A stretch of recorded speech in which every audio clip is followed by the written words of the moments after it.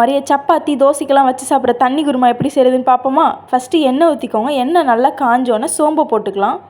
சோம்பை கொஞ்சம் நேரம் விட்டுட்டு நல்லா பொரிஞ்சிடக்கூடாது, கருகிடக்கூடாது. அதுக்கப்புறம் பார்த்திங்கன்னா பட்டை இலை இது எல்லாத்தையும் சேர்த்து கிண்டி விட்டுக்கலாம். இன்னும் ஒரு 5 நிமிஷம் கழித்து வெங்காயத்தையும் சேர்த்துக்கலாம். வெங்காயம் நல்லா நீட்டமாக கட் பண்ணி வச்சுருக்கோம், அதையும் சேர்த்து கிண்டி விட்டுறலாம். அதுக்குள்ளே ஒரு பேஸ்ட் அரைச்சிக்கலாம். பொட்டுக்கடலை, இஞ்சி, பூண்டு, அதோட தேங்காய். இந்த பேஸ்ட்டு தாங்க அந்த குருமாவோட டேஸ்ட்டே. இதோட பார்த்திங்கன்னா ஏலக்காய், கிராம்பு இதையும் சேர்த்துக்கலாம். இதை நல்லா அடித்து எடுத்துக்கலாம். இப்போ பாருங்கள், வெங்காயம் கொஞ்சம் நேரம் விட்டாச்சு. தக்காளியும் இதோட சேர்த்துக்கலாம். தக்காளியை சேர்த்து நல்லா கிண்டி விட்ருங்க.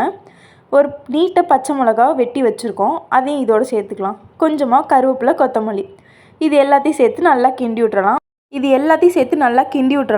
லேசாக எண்ணெய் பத்தாத மாதிரி இருந்துச்சு, அதனால் எண்ணெய் மட்டும் கொஞ்சமாக ஊற்றிக்கலாம். இப்போ கல்லுப்பை சேர்த்துக்கலாம்.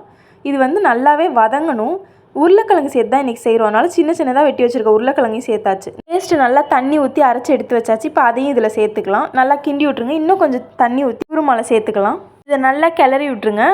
இப்போ பார்த்திங்கன்னா மசாலா எல்லாத்தையும் சேர்க்க வேண்டியதான். இது கொஞ்சம் நேரம் கழித்து பார்த்திங்கன்னா மசாலாவையும் இப்போ சேர்த்துடலாம். மல்லித்தூள், அதோட மிளகாய்த்தூள் எல்லாமே 1 ஸ்பூன் 3/4 ஸ்பூன் அது மாதிரி தான். மஞ்சத்தூள், கரம் மசாலா எல்லாமே இதில் காட்டுற அளவு பார்த்துக்கோங்க. கரம் மசாலா, அதுக்கப்புறம் கடைசியாக ஜீரகத்தூள் இது எல்லாத்தையும் சேர்த்து நல்லா கிண்டி விட்டுறலாம். நல்லாவே அதை ஃபுல்லத்தையும் மசாலா எல்லா இடத்துலையும் படுற மாதிரி நல்லா கிளறி விட்டுறலாம். இதை ஈஸியாகவே செஞ்சிடலாம். இதோட டேஸ்ட்டும் நல்லாயிருக்கும். சப்பாத்திக்கெலாம் இது சூப்பராகவே இருக்கும். இதோட நல்லா இன்னும் கொஞ்சம் தண்ணி ஊற்றிக்கலாம். நமக்கு தேவையான அளவுக்கு தண்ணி நிறையவே கூட ஊற்றிக்கலாம். ஏன்னா பொட்டுக்கடலை போட்டு அந்த பேஸ்ட்டு ரெடி பண்ணியிருக்கனால கொஞ்சம் அது திக்னஸ் கொடுக்கும் நமக்கு. நல்லா எல்லாத்தையும் சேர்த்து கிண்டி விட்ருங்க. லேசாக உப்பு பத்தாத மாதிரி இருந்துச்சு, அதனால் கடைசியாக உப்பு கொஞ்சம் போட்டாச்சு, சால்ட் உப்பு. அதையும் சேர்த்து இப்போ இன்னும் கொஞ்சம் தண்ணி ஊற்றி எல்லாத்தையும் கிளறி வச்சாச்சு.